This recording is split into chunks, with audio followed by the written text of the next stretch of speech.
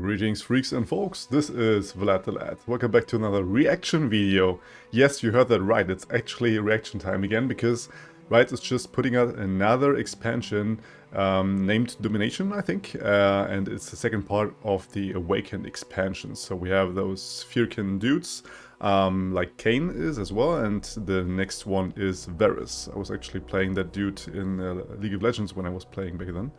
And he has a bow, and he is very mean, and this is everything I know about him. So, without any further ado, let's check what Varus is all about. Give it a like,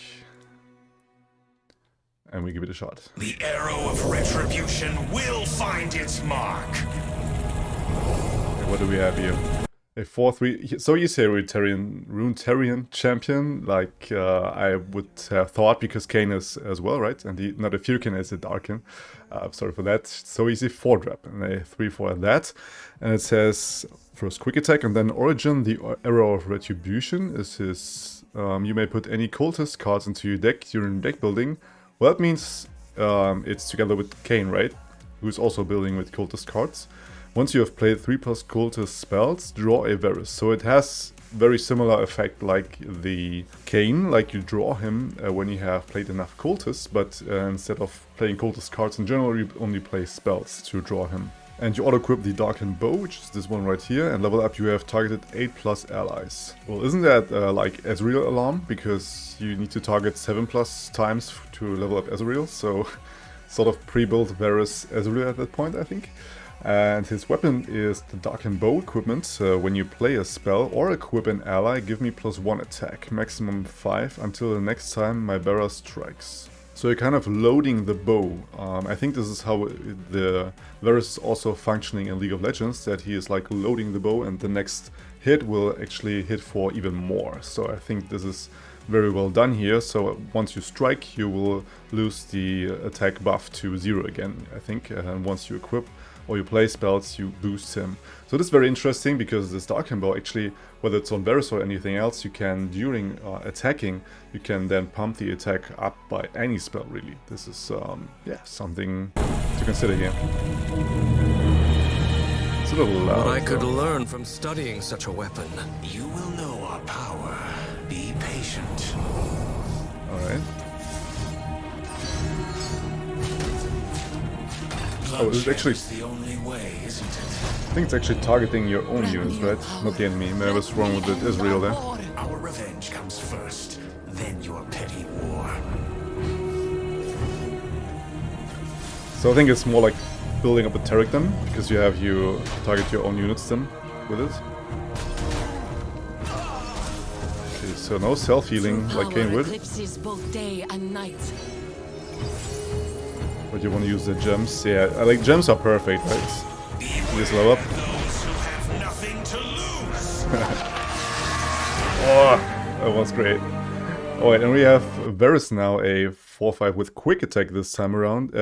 Not quick attack, he had quick attack beforehand, but now he has Overwhelm as well. And the Darkened Bow activates twice and has maximum +10. Wow.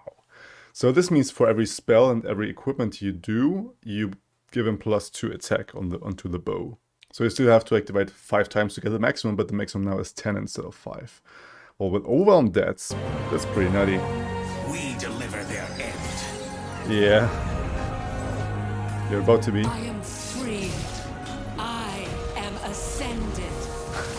It is complicated enough without your domineering. Unforgiving good. Well, this is his signature card, I guess.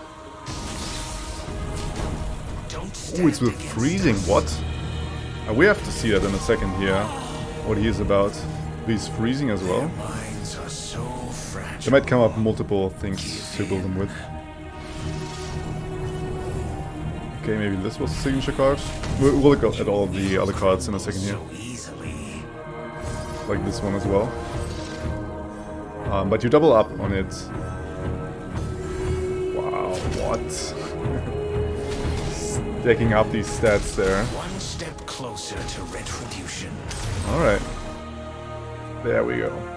So these are the cards that come along with him. We've talked about his origin already, and he needs to level up to target allies. Yeah, so I read that wrong. You actually had to target allies, not enemies. So it's actually Taric you want to build the Varus with. And on leveling up, yeah, I mean, giving all the stats and the overwhelm, it makes a lot of sense. Like, target in general provides a lot of stat boost, right? So the overwhelm comes in pretty good there. We have Varus Chain of Corruption, which is a burst, speed, and signature card. Which, by the way, if you don't know, you can't main deck this. So you have to have a Varus on board and then a second Varus in hand to actually have this card. And you give an enemy vulnerable and give an ally +1 attack this round. Creative Fleeting, okay.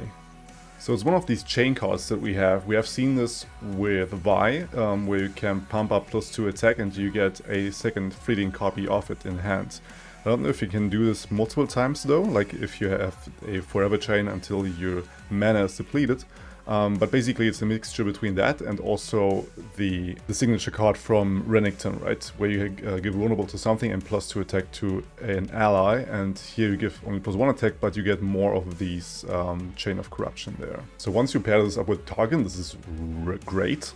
Like, you have no challenger nor vulnerable, I think, at least not that I can think of, in Targon. So if you have this card right here, you can compensate the lack of it in the Targon region, where you have a lot of stats, but you barely have the opportunity to challenge something, right? So you have no single combat or something like you have in Demacia, but here you can give something vulnerable and attack them with a high stats attack. Then we have a 4-mana burst speed from Freyot. It says the Unforgiving Cold, Frostbite the strongest enemy. If you have equipped an ally this game, copy me. Wow. Well, and it's a cultist card, you have to know that. So once you have equipped something, you play this 2 times, and you can then proc the draw the Varus thingy, right? With this origin where you need to play 3+ spells. You can then put this on, and you have 2 already mats to draw him. And this is just fantastic to stall out, to survive. Targon also wants to have this, so yet again, pairing up with Targon and Taric is the way to go, obviously, here with him. But other than that, this card is just great everywhere. Like, you could even pair this with Ashe, maybe building an equipment Ashe deck, maybe that's the thing. You sometimes want to target your own allies with Freljord, with Trollchen, for example. It's a very cheap way to enable that. And then you, just Frostbite 2 units, which is, I think, half of the requirement for Ashe level up met already for 4 mana. Which is pretty nuts, and you stop the enemy in its tracks. You can't say what you want to frostbite, you're frostbiting the strongest enemy, which is always the better thing, right? Then we have the Icevale Cultist. We have seen this in the trailer, by the way, which pretty much looks like the Icevale Archer. But it's not a 2-drop, it's a 5-mana 5/5 now, and your equipped allies have Overwhelm. Wow. Wow. Well, that's pretty nuts. All your equipped... Wow. Like, think of all the units that have equipments, like Ornn, for example. I mean, this card is an auto-include in Ornn decks for sure, because you want to have Overwhelm on Ornn as well, because he is a stat machine in itself, and all the units that have equipments will then have Overwhelm. It's just, this card is nuts. I mean, it's a heavy investment for 5 mana, but being 5 attack and 5 HP for that, like, this is already almost vanilla stat line for 5-drop, and this effect is just nuts. Then we have the 2-mana Lunari Cultist, which says, when I'm summoned or once you have equipped an ally this game, create a gem in hand. Well, I don't know about that one. Like, the moment where you get only 1 gem off of it, I mean, why would you not run the Goat over that? The Goat is a lot better than the Lunari Cultist, in my opinion. Or maybe I'm misreading that, I don't know. It says, when I'm summoned or once you've equipped an ally this game. Maybe it creates you 2 gems in hand, I can't really tell. Like, either you summon her and then you get a gem, or you equip something and then you get a gem. Maybe it gives you 2 in the end. We have had to see about that. But if it only gives you 1 gem, this is not a really good card, in my opinion. Only 1/3. Like, I would rather run the Goat over that. I mean, you have it as a cultist, and then you can maybe draw a Cane if you want to run this in Cane next. But other than that, I don't see this being very good. Then we have the Ambitious Cultist, which looks pretty much like those robots that's buffing all other robots, right? The little robot from Reggie there. And it's 4 mana 3/5, and it says, once you have equipped an ally of this game, create a new spell that costs 2 in hand, and it sets its cost to 0. I don't know about that one either. Like, it doesn't have any stats with it, or any keywords rather. It only has those 3-5 stat line. I mean, it gives you a card with it, but it's random. It's only a 2 cost. I don't know about this one. We have to wait and see if this works out, but I think you want to run other cards than that in your 4-mana slot, so I don't know if Ambitious Cultist makes the cut in the end there. And last but not least, we do have the Violent Dischord? I don't know how you pronounce that. A 2-mana fast speed from PNZ, or also a Cultist card. All of these below here are Cultist cards. It says deal 1 to a unit. If you have equipped an ally this game, copy me with the same targets. So it sort of converts into a Mystic Shot, which can't go face. But you have the upside that you have 2 spells with it, right? And it's yet again 2 Cultist cards, which yet again means you will draw a Varus out of it. I don't know if Kane is actually drawing you with every Cultist card or only Cultist units. We have to see, but I have to look that up again. But if it's also for spells, I think this is a must include in Varus Kane decks, if that's a thing, right? You have a very limited card pool because both of them will make it so you can have Cultists in your deck, right? So at first glance, Varus doesn't look that powerful. I mean, he's a 4-drop, he has a solid, somewhat solid stat line, he has quick attack, but the self-targeting archetype never really shined. And I also think Taric is also 4 mana like Varus is, and it's kind of brigging itself there. You don't almost never want to have 2 champions that are in the same mana slot, so we'll have to see about that one. So if I was off to raid him and his package of cards, I'll probably give it a 6 or so. I'm not very convinced that this will be a very good archetype in the end, but this Icewell Cultist, man, this dude right here, this is something.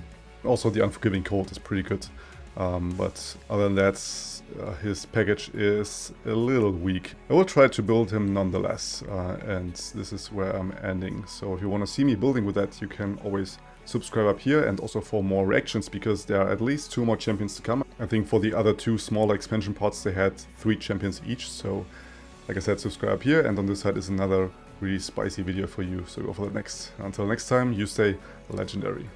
Vlad out.